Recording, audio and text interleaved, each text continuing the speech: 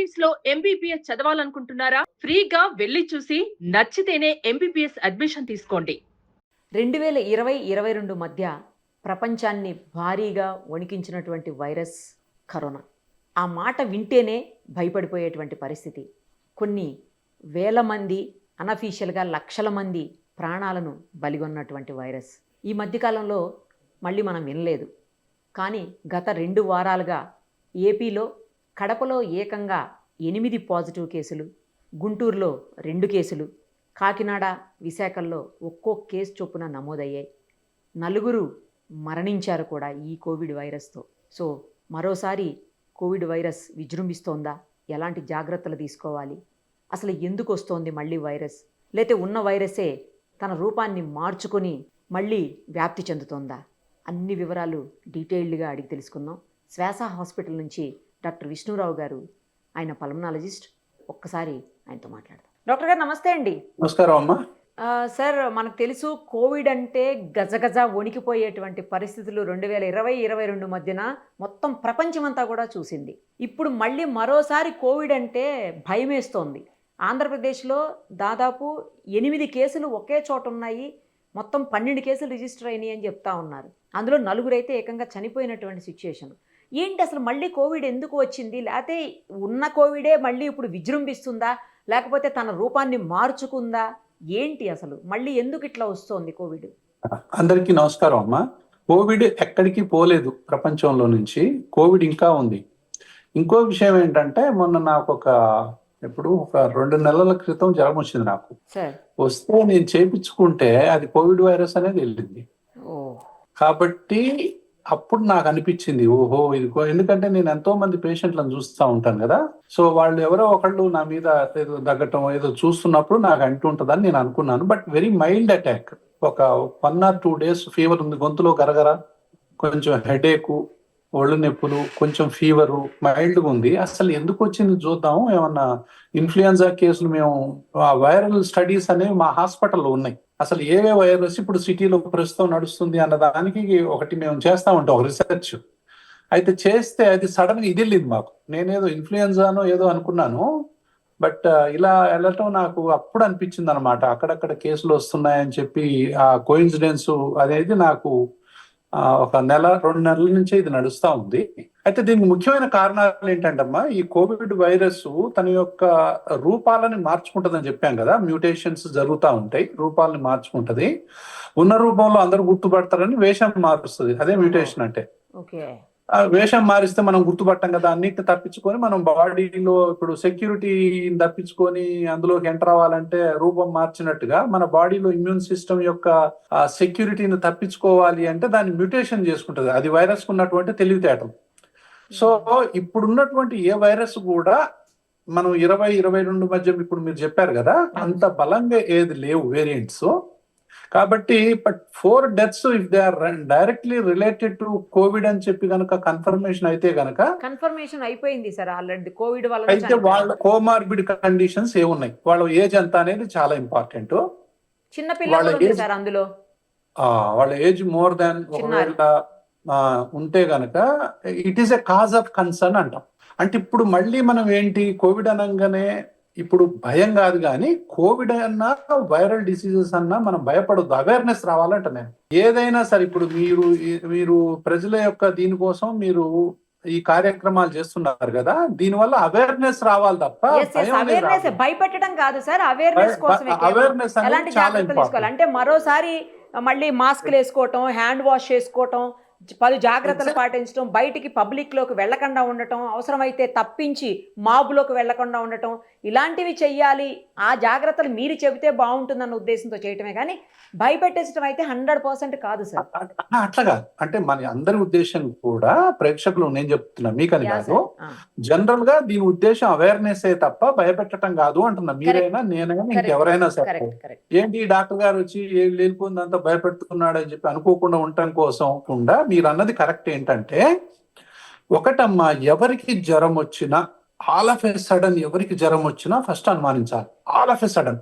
Okay, ఈ రోజు నిన్నటి దాకా నేను బానే ఉన్నా, సడన్ గా నాకు తలనొప్పి వచ్చింది, గొంతులో గరగరంటుంది, నాకు ఒళ్ళంతా నొప్పులు ఉంది, ఏంటి నాకు ఒక్కటే రోజులో ఇంత మార్పు ఏంటి నాకు అని మీ గనక సడన్ గా అనిపిస్తే మీరు చేయాల్సినటువంటి విషయాలు, ఒకటి బయటికి వెళ్లకుండా ఉండడం, యా సార్, ఐసోలేట్ రెండు అయిపోవటం. ఐసోలేట్ అయిపోవటం, మాస్క్ పెట్టుకోవటం మీరు చెప్పారు కదా, అది సార్. చాలా ఇంపార్టెంట్. అది ఎవరు చెప్పినా కూడా అదే.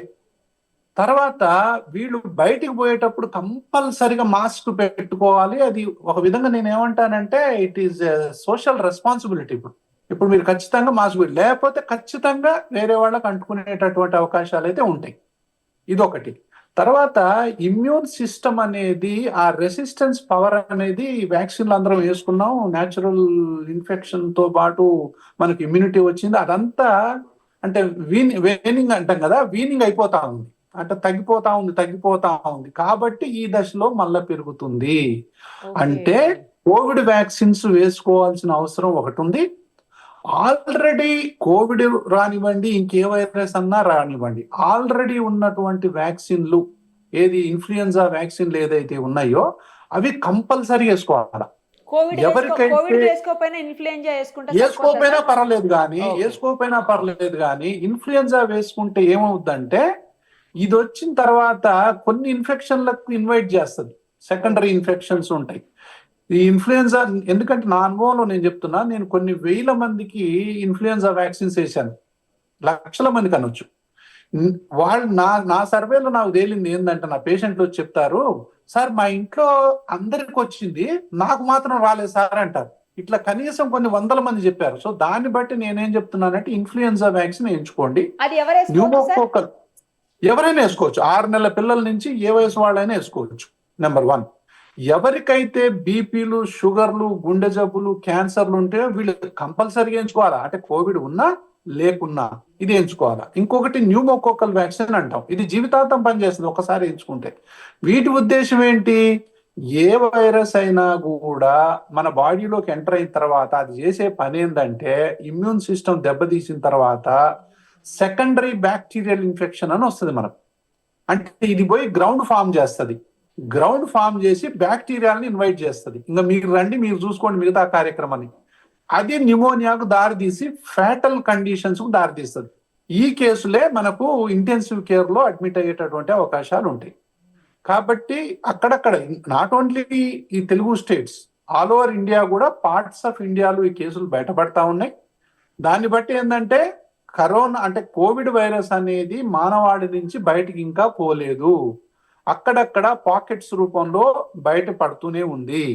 ఇది మన ఇమ్యూన్ సిస్టమ్ ని ఆధారం చేసుకొని ఒకటి. తర్వాత దాని యొక్క వేరియంట్స్ మారుతా ఉంటాయి. అంటే డేంజరస్ వేరియంట్స్ గనక వచ్చినట్లయితే మనకు పరిస్థితి వేరే ఉంటుంది. కాబట్టి డేంజరస్ వేరియంట్స్ అనేది ఇంకా, అంటే ఇప్పుడు దాన్ని బట్టి, అంటే మరణాలు సంభవించినాయి కాబట్టి మనకి ఇది వేచి చూడాల్సిన అవసరం లేదు. ఎందుకంటే 9 చనిపోవటం అనేది కొంచెం సీరియస్ విషయమే. అది 9 చనిపోవటం అనేది సీరియస్ విషయం. ఇది మళ్ళీ స్టార్ట్ చేసుకోవాలి. మరి ఇది ఎప్పుడు ఓన్లీ బిగినింగ్ అనుకోండి. ప్రజలకు ఖచ్చితంగా మనం ఈ ఇన్ఫర్మేషన్ చెప్పాల్సినటువంటి అవసరం అయితే గ్యారంటీ ఉంటది. కాబట్టి వాళ్ళు మాస్కులు పెట్టుకోవటం కానీ, మళ్ళీ శుభ్రంగా చేతులు కడుక్కోవటం కానివ్వండి, అలా అని చెప్పి అతిగా రకరకాలైనవి ఏదో స్టీమ్లు పట్టుకొని గొంతులు పాటు చేసుకోవటాలు అలాంటివి ఏం చేయొద్దు. గోరువెచ్చటి నీళ్ళల్లో సాల్ట్ వేసి గార్గులు చేసుకోవటాలు, దాని తర్వాత చక్కగా ఇమ్యూన్ సిస్టమ్ ని మంచి ఆహారం ద్వారా కాపాడుకోవటం, శుభ్రత పాటించడం, హైజీన్ అంటాం కదా, కోవిడ్ అప్రోప్రియేట్ బిహేవియర్ అంటాం. కోవిడ్ అప్రోప్రియేట్ బిహేవియర్ అంటే ఏంటి, మనం మాస్క్ పెట్టుకోవటం, ఎదుటోళ్ళు మాస్కులు పెట్టుకోవటం, దాని తర్వాత హాస్పిటల్లో కొంచెం జాగ్రత్తగా ఉండటం. ఇప్పుడు మేము కూడా ఇన్స్ట్రక్షన్స్ ఇవ్వాలి. ఇప్పుడు ఎలాగో కొంతమందికి అయితే మాస్కులు అలవాటైపోయినాయి. ఇప్పుడు కొంతమంది మాస్కులు లేని అసలు హాస్పిటల్లో కనపడట్లా. ఆ మాస్కులు ఇంకా అలాగే, కొంతమంది అసలు మామూలు పీపుల్ కూడా మాస్క్ అలవాటైపోయింది లైఫ్ లో. ఒకప్పుడు మాస్క్ అంటే తెలవని వాళ్ళకి ఇప్పుడు మాస్కులు అనగానే మనకు పెద్ద సమస్య ఏం కాదు, హ్యాపీగా పెట్టేసుకుంటారు. సో మనం అంతా చెప్పాల్సిన అవసరం లేదు. కానీ బట్ ఈ మరణాలు వచ్చినాయి అనేటటువంటి విషయం ఖచ్చితంగా ప్రజలకు తెలియాల్సినటువంటి అవసరం ఉంది. కోవిడ్ అనేది ఇంకా సమాజంలో ఉంది, మనం జాగ్రత్తలు అనేవి పాటించాలి, ఇమ్యూనిటీ అనేది కాపాడుకోవాలి.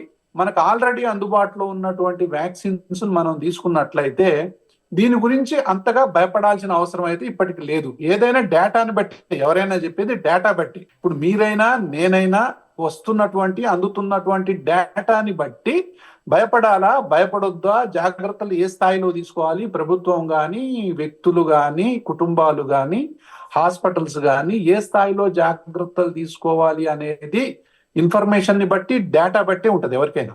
సో ఆ డేటా వస్తున్న కొద్దీ ఇప్పుడు నేను భయపడాల్సిన అవసరం లేదు అంటున్నా, రేపు సడన్ గా వేవ్ వస్తే ఇదే మాట అనలేం కదా. అవును అవును సార్. మనం జాగ్రత్తగా ఉండాలి ఖచ్చితంగా అని చెప్పగలం. దట్టు కాబట్టి ఇంకోటి ఏంటంటే సార్, అఫీషియల్ గా వచ్చిన లెక్క ఇది 12 అని, అనఫీషియల్ గా ఇంకా హాస్పిటల్ వరకు టెస్ట్ చేయించుకోకుండా ఉండేవాళ్ళు.